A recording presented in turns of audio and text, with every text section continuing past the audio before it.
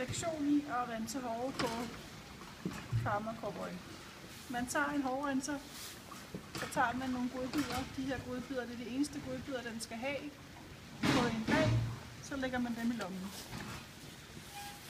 Starter altid med hans højre forben. Man markerer bare lige ved hytten, så løfter han selv benet. Og vi går videre til bagbenet. Markerer bare lige her på halsen.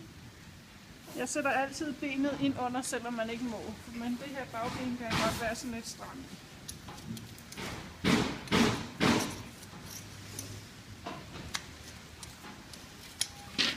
Ligesom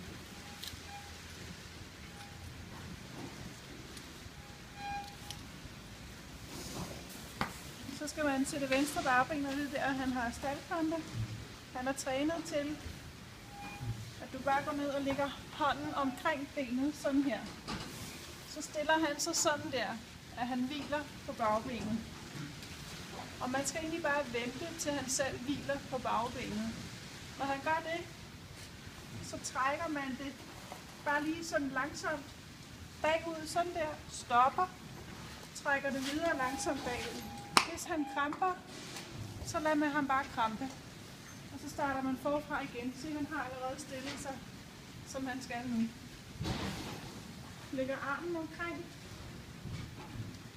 trækker den langsomt bagud, og så lader man ham krampe igen. Lægger armen omkring, han hviler,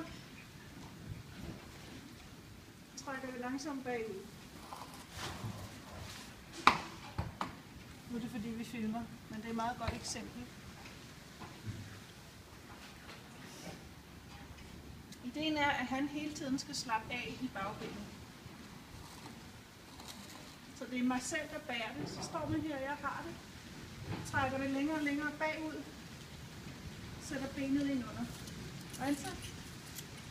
Så sidder det sten. Og slipper. Og så kramper han op. Ikke noget med at løfte stemmen, eller slå ham, eller noget som helst. Man skal være fuldstændig apatisk.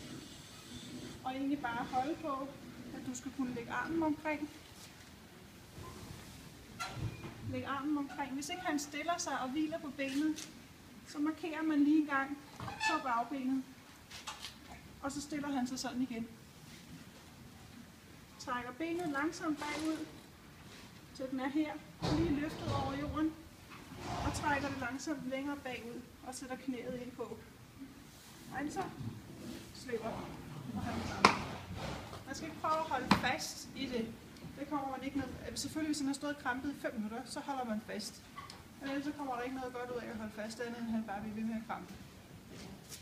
Så tager man det sidste bagben, og lige markerer, han løfter det selv. Og så får han godbiden. Så står han altså og venter på, kan man se. Og det er det.